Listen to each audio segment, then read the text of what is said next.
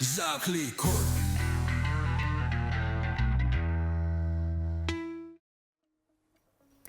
Qadrli teletomoshabinlar, biz yana studiyadamiz. Navbatdagi mehmonimizni qarshi oldik. Hozir bir ajoyib bo'lgan mavzuda suhbatlashamiz siz bilan. Buning uchun suhbatdoshimizni tanishtirib o'taman. Chirchiq davlat pedagogika universiteti mustaqil izlanuvchisi Dilshoda Shirinova bo'ladilar. Assalomu alaykum. Yaxshimisiz? Assalomu alaykum, dasturimizga xush kelibsiz. Salomatmisiz? Yaxshi keldingizmi? Marhamat, yurtdoshlarimiz bilan salomlashib qolsangiz, undan keyin suhbatga kirishamiz. Assalomu alaykum hamyurtlar. Sizlar bilan efir orqali ko'rishib turganimdan juda xursandman. Takliflaringiz uchun ming bor rahmat. Sizga ham rahmat aytamiz. Bugungi dasturimizdagi ishtirokingiz uchun. Qadrli yurtdoshlar, ekran qarshisidan aslo uzoqlashmang. Biz bugun studiyaga o't qo'yamiz. Umuman olganda kimyo fani hali tushunmagan, endi chetdan qarab turgan insonga qiyin ko'rinsa-da, lekin ichiga kirib anglab olgan inson uchun qanaqadir ijodkorlik bir yo'nalishi desak ham bo'ladi. Chunki mana kimyo fanini o'zim juda qiynalganman maktabda o'zlashtirishga, lekin uni bitirgandan keyin, maxsus kurslarga borgandan keyin qarasam juda unchalik qiyin emas, uni o'rgansa bo'ladi va ancha qiziqarli ham. Umuman boshqa fanlarga nazarimda samaraliroq bo'lsa kerak. Kimyo faniga o'zi mehr muhabbat qayerdan edi? Nega kimyogar bo'lishni tanlagansiz? Rahmat savolingiz uchun. Juda qiziqarli savol. Bu sohaga men otam xohlaganlar, o'zlari fizik bo'lganlar uchun birgalikda san ximik bo'lma, fizik bo'lik. Ha, ikkalamiz birgalikda nimadir kashf qilamiz. Ikkalamiz birgalikda o't qo'yamiz degan o'zaro kerak. Shunaqa elektr jihatdan, asboblar jihatdan men yordamlashaman, sen kimyoviy jarayonlarni amalga oshir.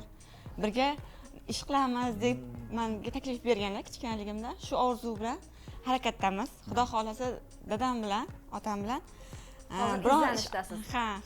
Xudo xolasa biron nima deydi, xalqimiz uchun kerakli bo'lgan nimadir kashf qilib qolarmiz degan umidda izlanish olib boryapmiz. Ajabo biror narsa kashf qilishga ulgurdilarmi? Shuncha narsa turibdi oldilarida deb o'ylashgan bo'lsa kerak. Hozirni o'zida kashf qilmoqchimisiz nimanidir?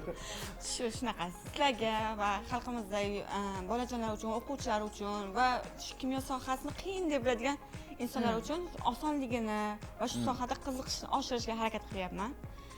Hozirgi ilmiy yo'nalishimiz pedagog yo'nalish hisoblanadi. Bu o'quvchilarni kimyo faniga jalb qilish va uni qiziqarliligini oshirish. Xuddi boshlovchimiz aytganlaridek, kimyo fani qiyin emasligini va bu fan qiziqarli hamda ko'p o'quvchilar uchun osonligini, oson tushuntirish yo'llarini biz yo'llarda nima deydi, harakat qilyapmiz shuni. Osonligini tushuntirishga harakat qilyapsiz. Hozir mana shu tushuntirish uchun biz ham bir harakat qilaylik, yordam beraylik. Sizga nima ko'rsatamiz? Bugun anaqa bitta tajribamiz yonmas ro'molcha, sehrli olov hamda sizga yordam kerak bo'ladimi? Olovining sehrli chirog'ini ko'ramiz. Ha, faqat o't qilishga yordam berib tursangiz bo'ldi. Men yoningizdan joy olaman. Men esa mana shu daqiqalarni Sochlarimni suratga olib, qilishga harakat tasvirga olib qilyapman. turaman nazarimda. Ha.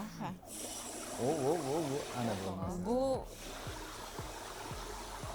Bugun yig'ib kelgan mavzularimiz yonish bilan bog'liq. Bu albatta 7-sinf darsligida kislorod mavzusini o'tishda shu tajribadan foydalanamiz. Hozir qo'lingizga aniq zarar yetmaydimi? Yo'q, bemalol. Ana.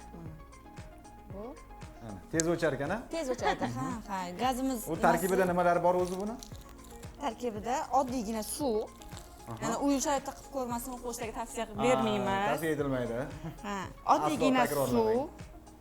Keyin idish yuvish geli yoki suyuq sovun yoki mana shunaqa sirt aktiv modda, ya'ni ko'piruvchi xususiyatga ega bo'lgan tozalovchi vositalardan foydalansa bo'ladi. Keyin butan gazi yoki metan gazi. Uni aytmaymiz joyini hozir asrorlarni hammasini ochlikda qarab turgan odam nega qilib ko'rmas ekanman deyishi mumkin. Shu. Baribir xavfsizlik qoidalariga amal qilgan holatda qilib ko'rsa bo'ladi, qiziqish uchun. Dastro'molchalar bor, yana kovalar bor.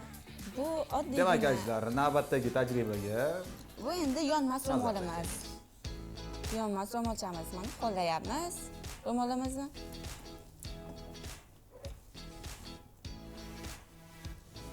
Endi buni qo'lda o'sha bo'lmaydi. Bu yonmas ro'molcha, yonmas qo'l emas. Bunda qo'limiz yonadi. Diqqat qiling, yoqyapman. Ko'rinyaptimi? Alangasi ko'rinyaptimi? Chunki och ko'k rangda yonyapti-da bu. Sizga ko'rinyaptimi? Ko'rinyapti. Nega ko'rinyapti? Och ko'k rangda alangalanyapti. bunday olib qaraganda qiziq, qanaqa bo'larkan shunaqa deb. Hozir jarayon tugaganda jarayonimiz tugadi. Ro'molimiz hech qanday zarar ko'rmadi. Ya qo'yib. Bu yonadi. Buni O'tda yonmas, suvga cho'kmas degani shu xuddi bo'ldi. shunaqa shu. Aytishadi, qadimda ham kimyogarlarni sehrgarlar Shunaqa hozir aytmoqchi edim, nima qildingiz endi deb endi oddiygina kimyo shuni ham bilmaysizmi degan javobni bergan bo'lardingiz. Yo'q, biz o'qituvchilarda unaqa nimamiz yo'q. Bizning vazifamiz-ku bu. O'rgatish, amalda qo'llash, sohaga qiziqtirish, yo'ntirish bu bizning vazifamiz. Navbatdagi tajriba qanday bo'ladi endi? Olovuddinning sehrli chirog'i. Olovuddinning sehrli chirog'i. Bu multfilm emas, film ham emas. Bu shunchaki tajriba. Tajriba. Davom etamiz. Qiziqardim shu bolalikda turli idishlari ham bir noyobda. Qiziqarli. Olovuddin sehrli chirog'iga o'xshab idishlari ham. Ha. Siz ham hech kimyoxonalarni portlatib qo'ygan paytingiz bo'lganmi? Bir necha bor. Bu siz kimyogar bo'lmaysiz. Bugun studiyamiz o'zimizda qoladimi ish qilib? Harakat qilamiz. Sog' salomatga topshirib chiqishga. Hozir nima qilishim kerak bo'ladimi? Yo'q, bunda sizning nimangiz shart emas. Oddiy. Zo'r o'tirsangiz bo'ldi. Lekin hech qanaqa zaharli gaz ajralmaydi bu yerda. Aha. Aksincha, inson sog'lig'i uchun foydali bo'lgan kislorod gazi ajralib chiqadi. Oho. Hamma joyga shuni qo'yib qo'ysak bo'lmaydimi? Unda kislorod ajratib tursa? Endi nima deydi? Asalni ham ozishirim degandek, kislorodning ham o'zi tabiatda normasi bor.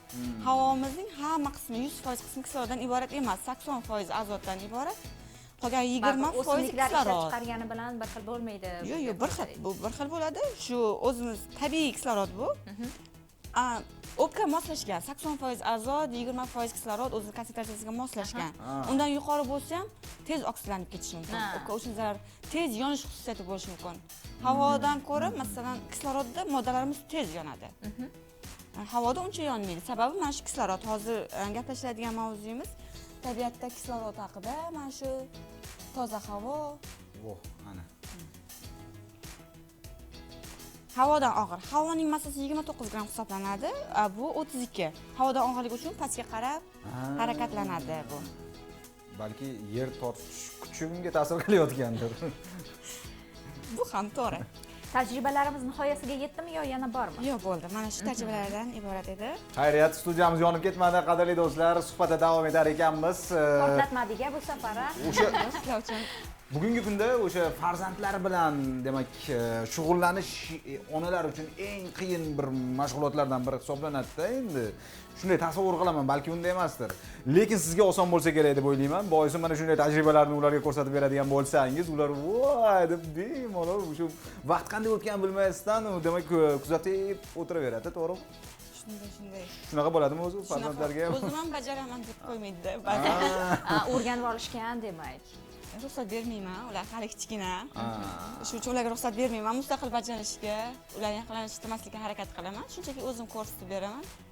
Endi ilmiy ishingiz mavzusi bo'yicha ham biroz suhbat qilsak, unidor zarbligi, barqaror taraqqiyot o'zi nimalar nazarda tutilyapti? Uni ahamiyati nimalardan iborat? To'g'ri savol, rahmat, yaxshi savol bo'ldi. Bizning ilmiy ishimizning mavzusi barqaror taraqqiyot tushunchasi, kimyoni o'qitishda barqaror taraqqiyot tushunchalarini rivojlantirish. 7-8-sinflar misolida, ya'ni o'rta maktabning 7-8-sinflarida kimyoni yana chuqurroq o'rganish bilan bog'liq, chuqurroq, qiziqarliroq o'rganish uchun barqaror taraqqiyot tushunchalarini kirityapmiz. Bu har ikki tomonlama musbat tomonga ishlaydi, chunki barqaror taraqqiyot bu o'zi kelajak avlodning ehtiyojini qondirish qobiliyatiga putur yetkazmagan holatda hozirgi avlodning ehtiyojini qondirishga qaratilgan insoniyat oldidagi bir masala hisoblanadi. Ya'ni bu degani biz resurslardan foydalanyapmiz. Qaysiday resurslar deyishingiz mumkin? Suv, havo, yonilg'ilar va mana shunga o'xshash tuproq resurslaridan foydalanyapmiz. Agar biz hozirgi kunga qadar kungadek ko'p miqdorda ishlatib olsak, kelajak avlodga yetmasligi mumkin. Sizlar ham ko'p ko'rasiz, tabiatda hamma joyda aytilyapti bu narsa. Hozir muammo, dolzarb muammo bu. Ichimlik suvini tejang, yoki elektr energiyasini tejang, yoqilg'ilarni tejang, xavfsiz ekologiya, havoni ifloslantirmang, chiqindilardan tozalang degan tushunchalarni ko'ramiz. Bularning barchasi barqaror taraqqiyot hisoblanadi. Ya'ni mana shu chiqindilarsiz tabiat yoki toza havoni yetkazib berish yoki mana neft, gaz mahsulotlari, tugaydigan resurslar. Bularni tugatmasdan kelajak avlodga, farzandlarimizga, nevaralarimizga ham yetkazib berishimiz, ular ham foydalanishi kerak. Shunga qaratilgan taraqqiyot hisoblanadi bu. Hozirgi kunda Birlashgan Millatlar Tashkiloti tomonidan birga nima deydi buni? Barqaror rivojlanish maqsadlari qo'yilgan. 17 ta maqsad qo'yilgan. 2030-yilgacha mana shu yo'nalish bo'yicha ish dolzarb olib borilmoqda va ta'lim sohasida ham prezidentimiz shuni yo'nalishga yo'naltirganlar. Aynan shu 17 ta maqsadning 4-bandi sifatli ta'lim bandi hisoblanadi. U yerda biz mana shu endi o'zimizning fanimiz jihatdan kelib chiqqan holatda kimyo fanini nima deydi?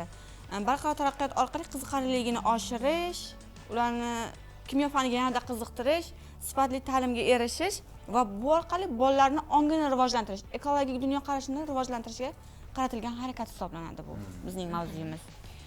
Umuman mana ekologik muammolarni ham sanab o'tdingizda, tejash kerak, o'sha e'tibor qaratish kerak deb. Bu borada kimyo o'zini qay darajada samarasini bera oladi? Endi kimyo sohasi bu ayta olishim mumkinki, barqaror taraqqiyot, barqaror rivojlanishning asosiy dvigateli hisoblanadi. Chunki biz bilamiz, ustimizda kiyib turgan kiyimimiz, yeb turgan oziq-ovqatimiz, olayotgan nafasimiz, barchasi, neftimiz, barchasi bu kimyo bilan bog'liq.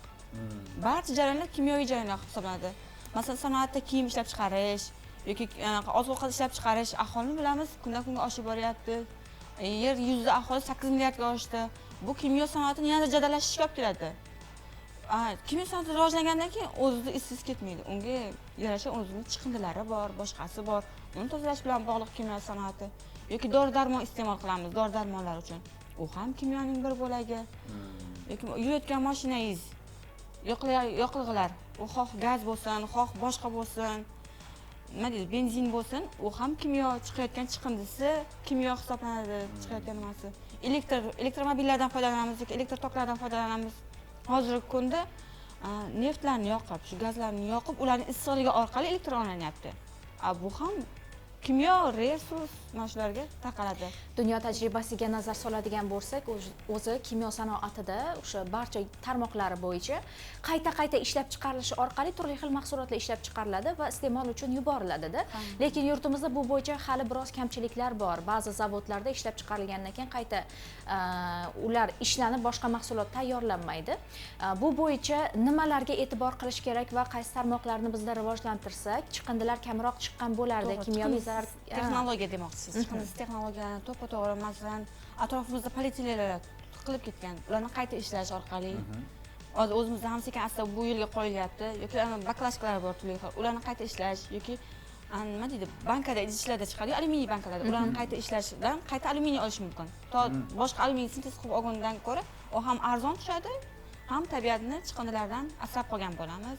Bu jarayonlar qayta ishlanyapti yoki suvni zavodlarda ishlatiladi va qayta oqova suvni qayta ishlash mumkin. Yoki kanalizatsiya suvlarini qayta ishlash mumkin. Mana shular orqali shular sekin-sekin yo'lga qo'yilmoqda hozir davlatimizda ham. Zavodlar yo'lga qo'yilmoqda. Hamkasblarimiz mana shu yo'nalishlar bo'yicha o'z ilmiy ishlarini olib borishyapti. Siz kimyo bo'yicha mutaxassissiz va o'sha kundalik turmush tarzingizda ham, demak, ko'p narsaga talabchan bo'lsangiz kerak deb tasavvur qilaman. Boisi har bir olayotgan, sotib olayotgan mahsulotingizni, xoh u yegulik bo'lsin, xoh o'sha xo'jalik ishlarda foydalanadigan, demak, vositalar bo'lsin, uni tarkibida nimalar bor, inson uchun zararlimi yoki zararsizmi, buni hammasini tahlil qilasiz, to'g'rimi? Mana oddiygina mana xushbo'y ifor taratib turuvchi, demak, vositani olaylik. Buni tarkibida nimalar bor va inson uchun qanchalik bu zararli? Endi bu tarkibida asosan gazlarimiz bor, turli xil efir moylarimiz bor. Foydasi ham endi nima desam edi, ilojimiz yo'q, ba'zi sharoitlarda foydalanamiz. To'g'ri, buni inson o'pkasi uchun, jigar uchun, qondagi moddalar almashinuvi uchun birozgina qisman zararli qismlari ham mavjud. Endi nima deydi buni? Foydali jihati yuqoriligi bo'yicha qanday foydalansak to'g'riroq bo'ladi, shu haqida aytsangiz. Eng zarur hollarda foydalanganimiz ma'qul. Kun davomida emas, doimiy emas, faqat eng zarur hollarda foydalanishni tavsiya qilgan bo'lardim. Chunki endi nima deydi? Qas ikki qo'ldan chiqadi degandek, taroz ikki tomon degandek, foydasi bilan birga har bir nimamizni ziyoni ham mavjud.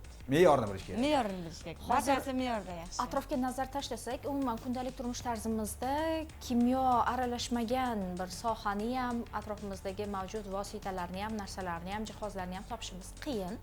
Siz mutaxassis sifatida bizga eng ko'p zarar berayotgan kasalliklar kelib chiqishiga sabab bo'lishi mumkin bo'lgan nimalardan voz kechishimizga yoki kamroq foydalanishimizni bizga tavsiya qilgan bo'lardingiz? Hozir tabiatning eng ko'p biz ko'ryapmiz, ayniqsa Toshkent muhitida havoning ifloslanish darajasi juda yuqorilashib ketyapti. Eng birinchi navbatda shu havoning ifloslanishi sizning organizmingizga bemalol kirib, zaharlab, toksinlar, turli xil chang zarralari bor.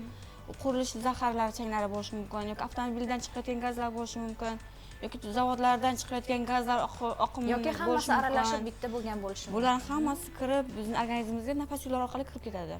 Shuni tavsiya qilgan bo'lardim, iloji boricha ob-havoni birinchi navbatda ob-havoni tozalashga harakat qilaylik. Bu uchun hozir deyarli hammamiz imkoniyatimiz yetadi quyosh panellaridan foydalanishga. Chunki qancha quyosh paneli ko'paysa, elektr jihozlarimiz shunchalik kamayadi. Ya'ni neftlarni yoqib elektr olish uchun imkoniyatimiz kamayadi. Mana shulardan foydalanishni tavsiya qilgan bo'lardim. Shu ham ma'lum tabiatni buzishga, kislotali yomg'irlarni kislotali yomg'irlar yog'ishiga sabab bo'lishi mumkin. Undan foydalansak yoki boshqa ro'zg'orimizda foydalanadigan barcha jihatlarni me'yorida va iloji boricha tejamkorlikda foydalansak, bu kelajakda o'zimiz uchun foydali. Atrof muhitni ham tozalaymiz, chiqindisiz texnologiyalardan foydalanamiz. Nima deydi? Kisloroddan ham, havodan ham, toza havodan ham foydalanamiz, toza suvdan ham foydalanamiz. Iloji boricha nima deydi buni? Chiqindisiz harakat qilishimiz kerak. Masalan, suvda ham oddiygina biz maktabda amaliy darslar olib boramiz, qo'l yuvish jarayonini o'quvchilarga ko'rsatamiz. Ochib qo'ysangiz, hozir zamon rivojlangan sari inson uchun qulayliklar yaratilmoqda. Oldingi zamonda rakvinalar, masalan, oddiy suv jo'mraklari bir necha marta buralish natijasida suv ochilardi. To bir necha marta buralguncha ham oz miqdorda bo'lsa suv kelib turardi. O'shadan foydalanib turasiz. Hozir yengillik. 30-50 gradusga ko'tarasiz, jo'mragini suv oqadi. Sizga to'ldirib 1 sekundda 3 litr, 4 litr suv oqadi. Ba'zilariga shuni yaqinlashishingizni o'zi kifoya. Xuddi shunday. Shunda birozgina kamroq foydalansa ham, masalan, jo'mragini 30 gradus emas, 5 gradusga ochib, oz miqdorda foydalanib yoki bir necha marta so'mlab emas, bir marta so'mlasa yetadi-yu. Bir marta so'mlab, ko'piga emas, bir qism foydalansa, tejab terga foydalansa, ham suvdan, ham o'sha olingan kimyoviy turli xil vositalardan kamroq foydalangan bo'lasiz. Ham buni chiqindisini oldini olgan bo'lamiz. Oddiygina suv. Yana bir masalada fikrlaringiz men uchun qiziq. Eshitganmizki, o'sha 100% tabiiy bo'lmagan matolardan tikilgan kiyim-kechaklar ham inson salomatligi uchun zararli deb. Shular haqidagi fikrlaringiz? To'g'ri, bu ham inson organizmi uchun, terisi uchun ba'zi bir xavflar olib kelishi mumkin. Lekin nima desam, kimyogar tomonidan biz uni afzalliklarini ko'pincha ko'ramiz. Marhamat, ayting-chi unda. Sanoat miqyosida ham arzonligi, ham tobora ishlab chiqarilayotgan mahsulotlarimiz, shu sifat matolarimiz tabiiy matolarga qarab yetkazilmoqda, harakat qilinmoqda.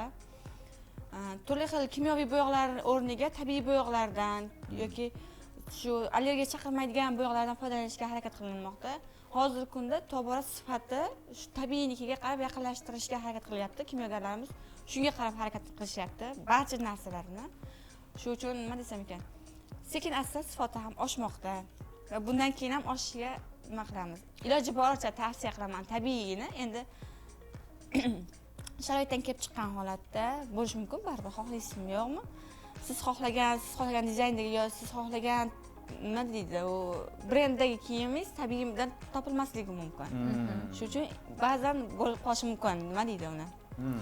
Bugungi kunda yoqib qolgandan keyin endi uni matosi qandayligiga ahamiyat qaratmaydi. Ko'pincha shunday qilamiz, to'g'ri. bugungi kundagi yurtimizni kimyo bo'yicha salohiyatini qanday baholagan bo'lardingiz?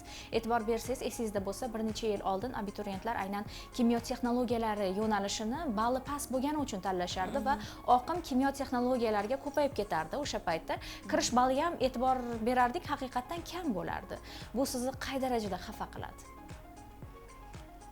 Endi bu soha biroz tan olishimiz kerak. Murakkabroq. Matematika, fizika bilan uyg'unligi bor. O'quvchilarda qiyinchilik tug'diradi bu fan. Shuni oldin olishga harakat qilyapmiz, shu fanni qiziqtirishga harakat qilyapmiz biz. Endi to'g'ri, hozirda nima deydi bu biologiya sohasi bizdan olib tashlandi. Oldin kimyo sohasiga o'qishga kirish uchun kimyo biologiyada imtihon topshirilardi. Tibbiyot institutlaridan keyingi o'rinda turardi universitetlar.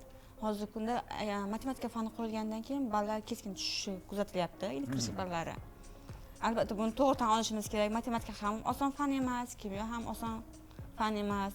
Har ikkalasini bir vaqtda ishlashni o'zi bo'lmayapti.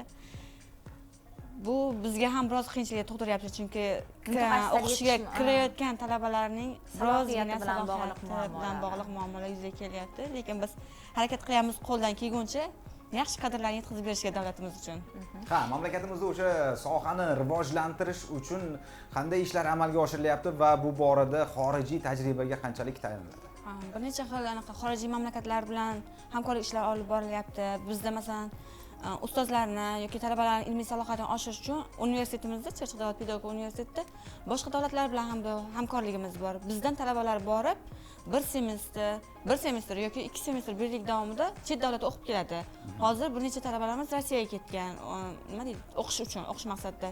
Yoki bizdagi o'qituvchilar, mustaqil izlanuvchilar, tayanch doktorantlar boshqa davlatlarga chiqib kelib, o'z tajribasini qilib ko'radi. Masalan, bizda yo'q imkoniyatlar ularda mavjud bo'lsa, nima deydi, universitetimiz tomonidan hamdo'stlik tufayli borib bemalol o'z tajribasini ishlarini bajarib kelishadi, malakalarni oshirib kelishadi, yoki u yoqdan mehmonlar bizga keladi, ular bilan almashinuvimiz mavjud.